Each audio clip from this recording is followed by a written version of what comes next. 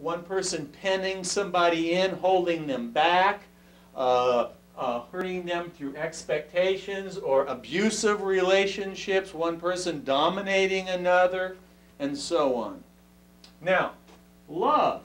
In the positive way, love would be freely given, love would be a nurturing kind of a force. On the other hand, it could be operating in an addictive kind of way. It could be kind of controlling, a way of entrapping, a sticky kind of love that seems like love, but somehow it's gone and turned more towards power. It's soured in some fashion. Thoughts. In the positive way, thoughts are inspiring. Thoughts give us patterns and ways of working that can carry us and take us into new places. In the negative kind of way, thoughts can be something that hold us back. They can be patterns. They can be constrictive beliefs. They can be thoughts that we've inherited from other people that we take to be the truth, but they're really not because they've never been examined. Physicality. In the positive sense, heads, physicality is something you can build with.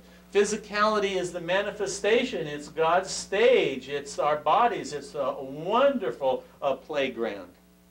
In the negative sense, it's restrictions, it's obstructions, it's gravity, it's inertia, it's getting in your way. So on this particular occasion, as you want to learn something about yourself, you've thrown the 4 coins. And so you say, where is relationship operating? Where is the force of relationship operating in my life right now? And you can look and you can see, is it in the superconscious area of your life up here? Or is it down in the instinctive area? And what do you have? Say you find that your quarter, say, I throw it and my quarter lands, say, right here.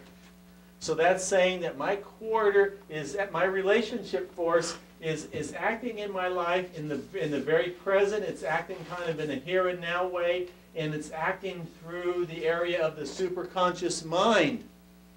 It's in the tails, so it's acting relationships. It's acting in a negative kind of way. Now, what might that mean? Well, again, you see it's drawing out, it's evoking for me. How does that excite my imagination? What does my intuition say? Well, it's saying that relationship in the negative kind of way would be like holding you back, expectancies and so on, and it's almost as if it's coming through the superconscious as if some kind of an idealism is being used on you, like shoulds, or if you're really a loving person, you'll treat me this way, or something like that. And that's how the relationship factor is functioning for me. Now, there's a lot of room for interpretation. There's a lot of room for your intuition to work. Now, we're not done yet, because these actors are complex beings. They don't simply have a positive and a negative side, but they also have intensity. They have strength, and they go through a natural life cycle. So that we say that, say if this is a clock and we start at high noon, then this is the beginning of a cycle, and the cycle moves and it gets its strength right here, and then peaks out up here, or it's halfway and it peaks out and starts over again. So, say you have heads. Do you have the heads upright? Then it's at a 0 time. It's reached its peak, but it's also going to be going down. And when the head is upside down, that means the energy, although it's positive, has gone halfway through its cycle, and it's about to go into a weakening stage. So you also have to look at modulating the strength and the intensity and the power of that according to its rotational point of view. So you have to take that into account too. And as a good diviner, you're very intuitive about the relationship between the twist on it and where it appears. Now, you see, say if this is a particular area, and it's upside down in here and it's down here, maybe you can start imagining it coming down.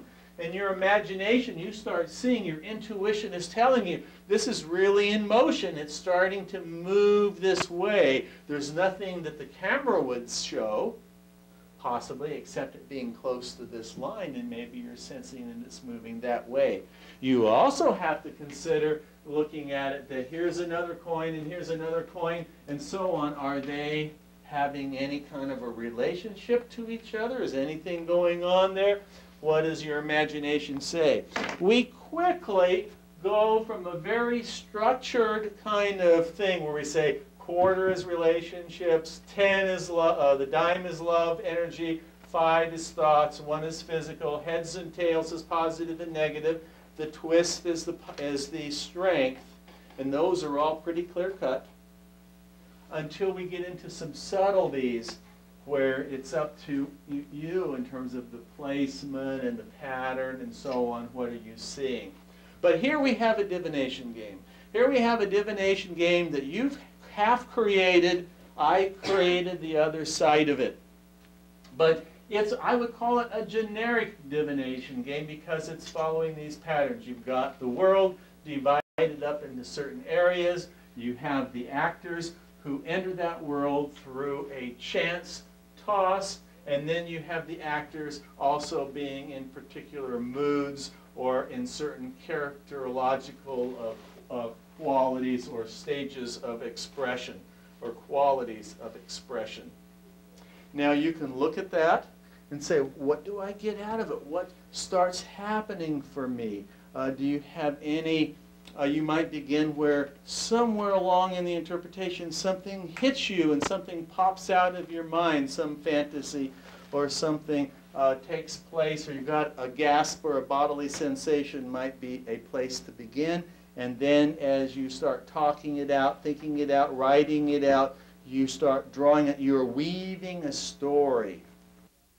Because you might say the town itself, before you throw the coins, would be the person's philosophy. It's their worldview. It's their map of how life works.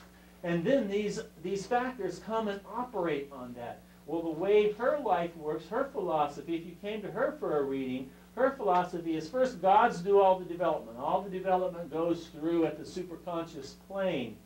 But we have to walk the road of life, and we get help, and we run into particular kinds of things, and so we're going to move along, and so she's moving towards this dime. Now, dimes are love, and look at, she's got love in the full position. It's heads up, and it's in town hall, so that one of the positive things she's working with, you see, is social relations, that love is operating on her social relations at full strength, and somehow through loving relationships with other people, she's going to be able to leave behind this negative effect of relationships on her fantasies, and she's going to make her way, not to worry, she's going to make her way towards this area that she's moving toward, and this is, what's this? Church. So that her church is a bright yellow church, which means in her philosophy, church is a fun kind of a place, bright, lots of colors, and so on. An organized religion for her would be kind of like of a Pentecostal, Baptist kind of approach where you go whoopee and roll on the floor and really have a good time. And it's not at all serious, and she is going to be moving her energy towards that, and that's the way she makes her break. And again, I'm just making all of this up. That's what you do when you do the divination. You just get in, you have set the intent to understand, and you let the imagination work. This is all made up. You express your philosophy of life by the town that you drew. Then you took this, accepted this very arbitrary thing of the 4 coins, put them down there, and you're starting to interpret it. Now, there's a certain amount of inherited wisdom in the town, in that the town is an archetypal mandala, the town is an archetypal representation of life. But using the 4 coins, yes, it's somewhat archetypal about tossing coins, but to call them relationship, love, thoughts, and physicality, I was just making that up as I was driving over here. I got to come up with something, you know. Now, what you're going to do, I wanted to give you something generic. You couldn't get too emotionally attached to this because obviously it's kind of